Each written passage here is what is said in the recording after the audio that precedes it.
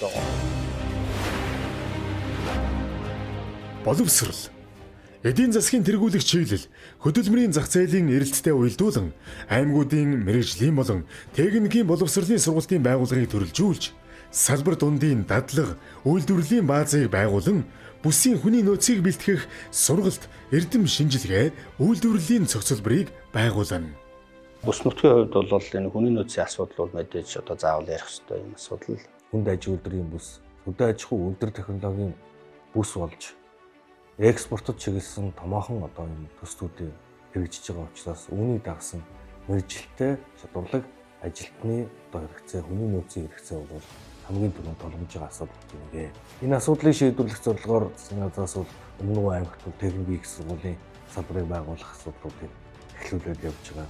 За манай энэ сургалтын одоо хөтөлбөрийн гол онцлог маань хүүхдүүдийн маань гараар юм хийх, за инженер болох хүсэл мөрөөдлийг нь үнэлэн үндэслээд бага насны хүүхдүүдийг нэлээд одоо суйртай, за тэгээд багц 5 жилийн хөтөлбөрөөр хэрэгжүүлж агаад бид бакалаврын зэрэгтэй дэд боловсролын сургалтын одоо зэрэг олгодог ийм онцлогтой байгаад байна. Дундгуй аймагт бол бас политехник коллеж бас ажилладаг.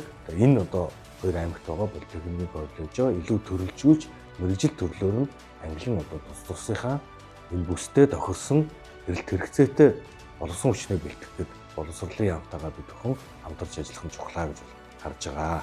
Бид нар энэ хүн рүүгээ чиглэсэн зөв бодлого явуулах хэрэгтэй. Тэр хүмүүсэд одоо эдийн засгийн одоо таатай орчин бий болгож өгөх хэрэгтэй. Бизнесийн таатай орчин бий болгож өгөх хэрэгтэй.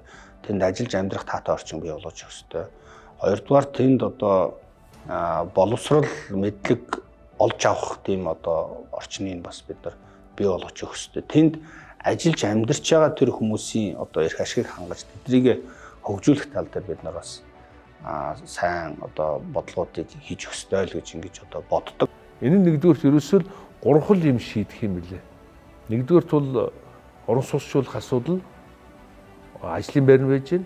Хоёрдугаарт бол тэнд ингээд очиод амьдарч байгаа залуучуудад Улаанбаатарт авж байгаа боловсролыг тэнд хүүхдүүд нь авах тийм хэмжээнд бий болох. Тэхийн тулд сайн багшийг, сайн эмчийг бас энэ орон нутаг өөрөө сайн нөхцөл өгч аваачих тийм боломж олцоо байд юм.